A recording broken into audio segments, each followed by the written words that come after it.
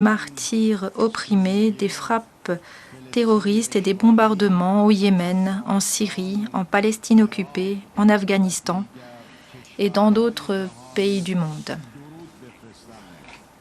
y compris l'Irak. Mesdames et messieurs, le Moyen-Orient est ravagé par les flammes de la guerre, par les bains de sang, l'agression, l'occupation, le fanatisme et l'extrémisme religieux et sectaire. Et dans ces conditions, le peuple opprimé de Palestine est la plus grande victime. Les Palestiniens qui souffrent toujours de discrimination, de saisie de terres, d'expansion de colonies et de meurtres. Les plans imposés par les Américains et les sionistes, tels que le deal du siècle, Beit ul-Moqaddas comme capitale du régime sioniste et l'annexion du Golan syrien à d'autres territoires occupés, sans aucun doute voués à l'échec. Face au plan américain destructeur, la coopération et l'assistance régionale et internationale de la République islamique d'Iran en matière de sécurité et de lutte contre le terrorisme ont été bien plus déterminants. Un exemple clair d'une telle approche, c'est notre coopération avec la Russie et la Turquie dans le cadre du format d'Astana sur la crise syrienne, ainsi que notre proposition de paix pour le Yémen. Nous coopérons ainsi activement avec l'envoyé spécial du secrétaire général des Nations Unies et nous consentons des efforts pour faciliter les pourparlers de réconciliation entre les parties au Yémen et les 4 pays européens.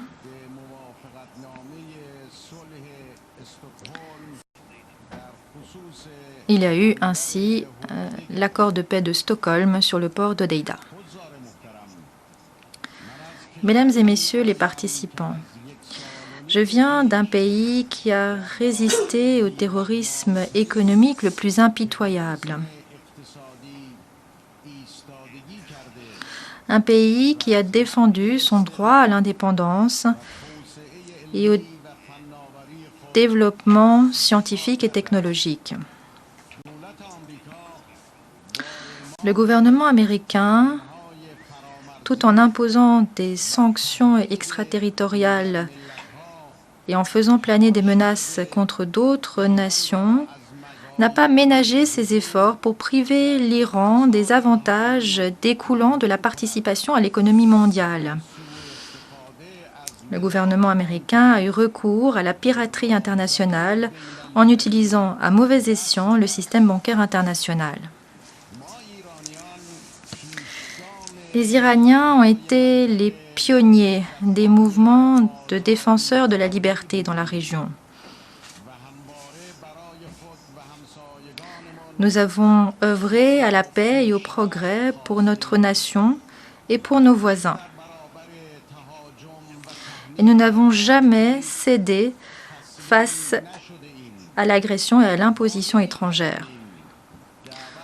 Nous ne pouvons pas croire à une invitation à la négociation lancée par ceux qui prétendent avoir appliqué les sanctions les plus dures de l'histoire contre la dignité et la prospérité de notre nation.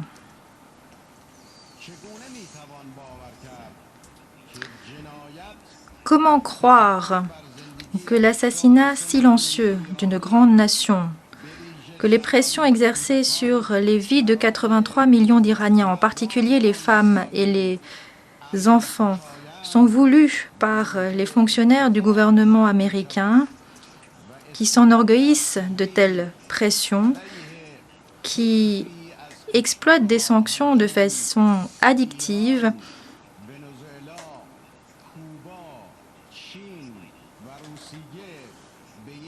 des sanctions contre une kyrielle de pays tels que l'Iran, le Venezuela, Cuba et la Russie.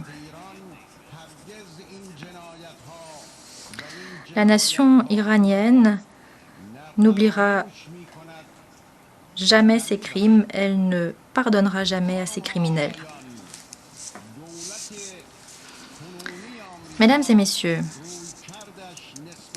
l'attitude du gouvernement américain actuel par rapport à l'accord nucléaire ou plan d'action global commun, non seulement foule aux pieds les dispositions de la résolution 2231 du Conseil de sécurité des Nations Unies, mais représente également une violation de la souveraineté et de l'indépendance politique et économique de tous les pays du monde.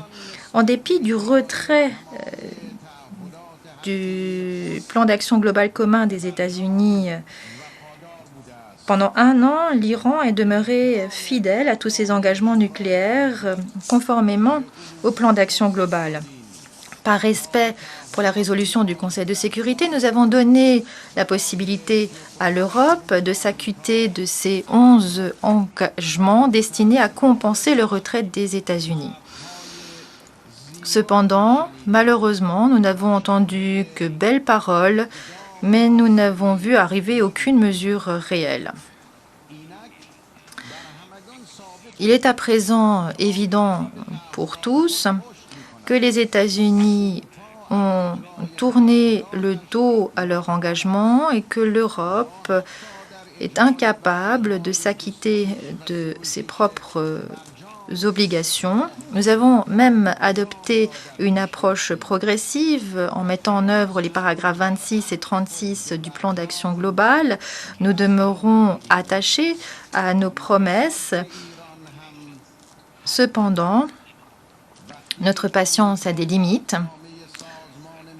Lorsque les États-Unis ne respectent pas le Conseil de sécurité des Nations Unies et ses résolutions, lorsque l'Europe est incapable d'agir, nous n'avons d'autre choix que de nous fonder sur notre dignité, notre fierté, notre force nationale. Il nous appelle à négocier alors qu'il se soustrait à des traités, à des accords. Nous avons négocié avec le gouvernement américain actuel à la table des négociations du 5+1. Cependant, ils n'ont pas honoré l'engagement pris par leurs prédécesseurs. Au nom de ma nation, de mon État, j'aimerais annoncer que notre réponse à toute offre de négociation alors que des sanctions nous sont imposées est négative.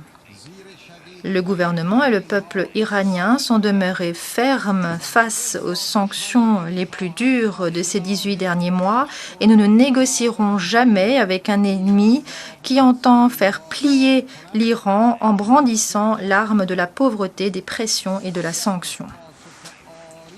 Si vous souhaitez une réponse positive, comme l'a déclaré le leader de la révolution islamique,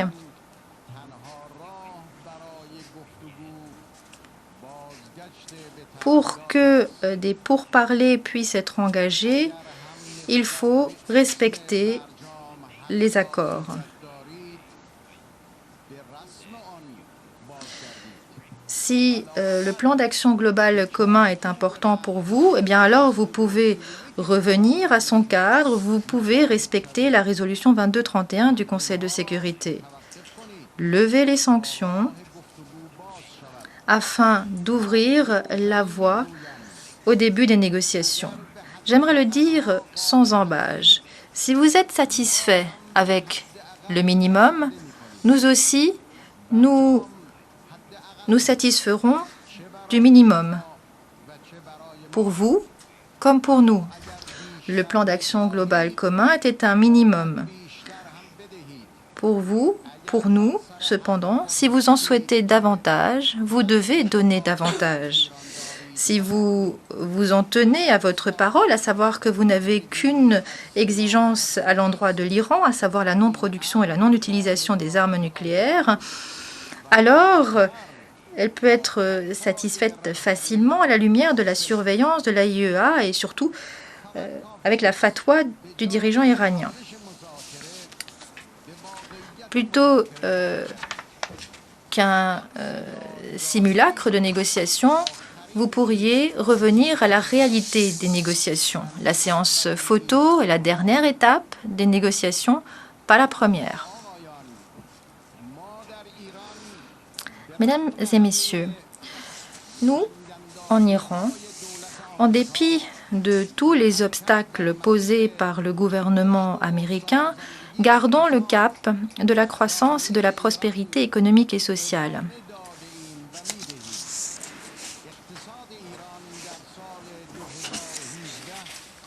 En 2017, l'Iran a enregistré la plus grande croissance économique au monde. Et aujourd'hui, en dépit des fluctuations provoquées par les ingérences étrangères, au cours des 18 mois écoulés, nous avons retrouvé le chemin de la croissance et de la stabilité. Le produit intérieur brut de l'Iran, moins le pétrole, est redevenu positif ces derniers mois. Et la balance commerciale du pays demeure positive.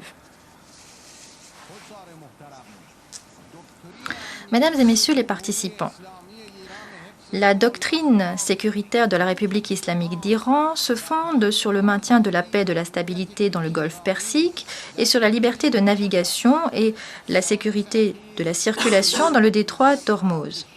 Des incidents récents ont gravement mis en péril cette sécurité. La sécurité et la paix dans le golfe Persique, dans la mer d'Oman et dans le détroit d'Ormuz pourrait être garantie grâce à la participation des pays de la région et le libre-échange de pétrole et d'autres sources d'énergie pourrait être assuré à condition que la sécurité soit considérée comme un cadre général dans tous les domaines pour tous les pays.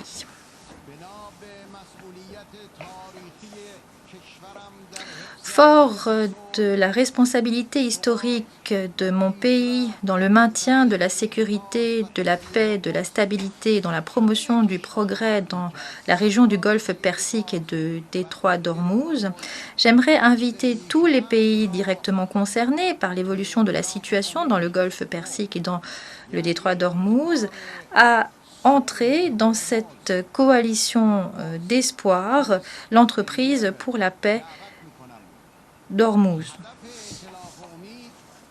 L'objectif de cette coalition pour l'espoir est de promouvoir la paix, la stabilité, le progrès et le bien-être de tous les habitants de la région du détroit d'Ormuz, de renforcer la compréhension mutuelle et les relations pacifiques et amicales.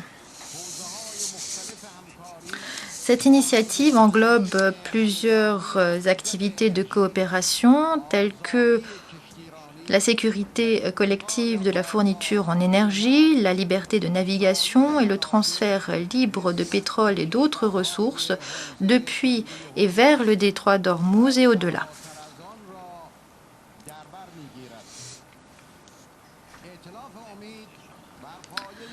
La coalition pour l'espoir se fonde sur des principes importants, tels que le respect des buts et objectifs des Nations Unies, le respect mutuel, l'égalité, le dialogue et la compréhension, le respect de l'intégrité territoriale et de la souveraineté, l'inviolabilité des frontières internationales, le règlement pacifique de tous les différends, et surtout sur deux principes fondamentaux de non-agression et de non-ingérence dans les affaires internes des uns et des autres.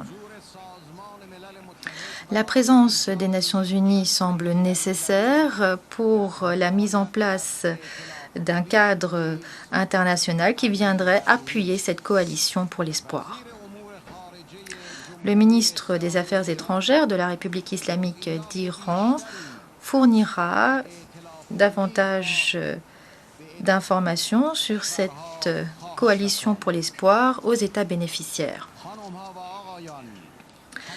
Mesdames et messieurs, la formation d'une initiative ou une coalition de sécurité, quel qu'en soit le titre, dans la région sous le commandement de forces étrangères représente une illustration claire de l'ingérence dans les affaires de la région.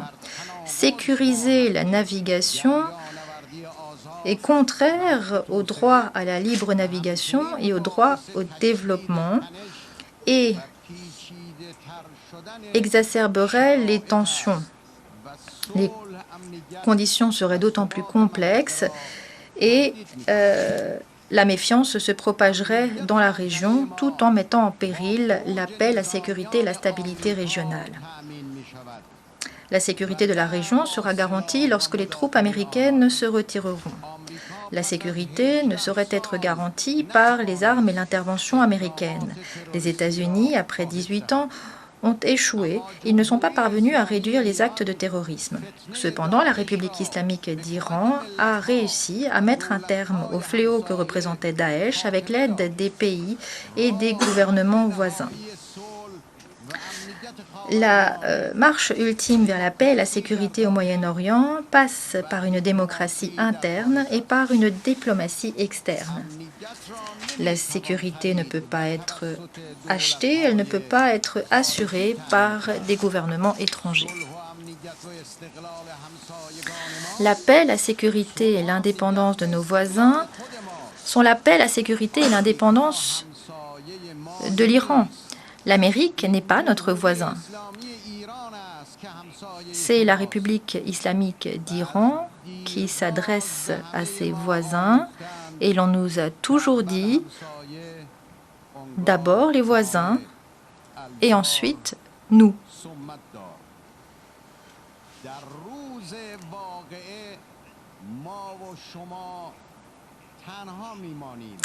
En cas d'incident, nous resterons seuls. Nous sommes voisins, mais nous ne sommes pas voisins des États-Unis. Les États-Unis se trouvent ici, pas au Moyen-Orient. Les États-Unis ne sont pas l'avocat de quelque nation que ce soit. Ils ne sont pas les gardiens d'un État. En fait, les États ne délèguent pas leur pouvoir à d'autres États. Ils ne donnent pas la tutelle légale à d'autres. Si les flammes de l'incendie au Yémen se sont propagées aujourd'hui au Hedjaz, il faut trouver le coupable. Il doit être puni plutôt que de lancer des allégations contre les innocents.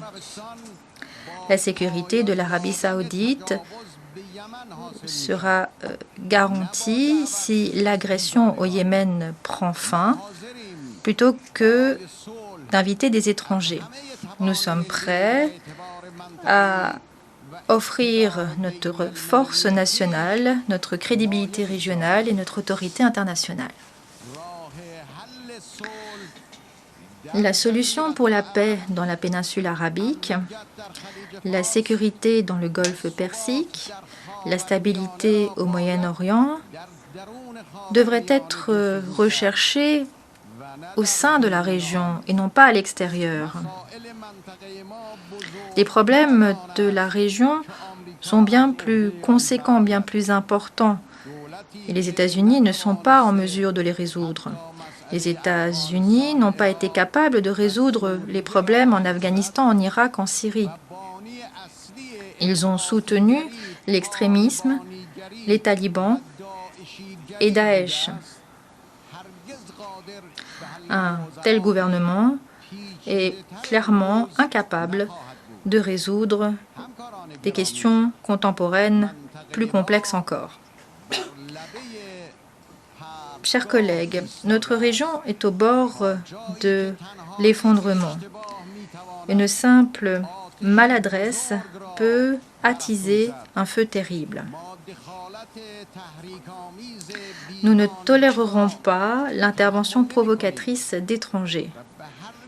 Nous réagirons avec détermination, avec force, à toutes sortes de transgressions, à toute violation de notre sécurité et de notre intégrité territoriale. Cependant, pour nous, la bonne solution, l'autre solution, c'est de renforcer la consolidation de toutes les nations qui partagent un intérêt commun dans le Golfe Persique et dans la région d'Ormuz. Voilà le message de la nation iranienne. Investissons dans l'avenir pour un avenir. Investissons notre espoir dans un avenir meilleur plutôt que dans la guerre et dans la violence. Revenons à la justice, à la paix, aux droits, aux engagements, aux promesses et, au bout du compte, à la table des négociations. Je vous remercie de votre attention.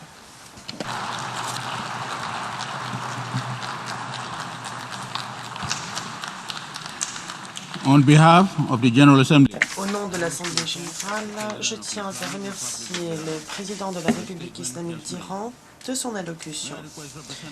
Je demande aux membres de délégation de bien vouloir rester assis pendant que nous prenons congé du chef d'État.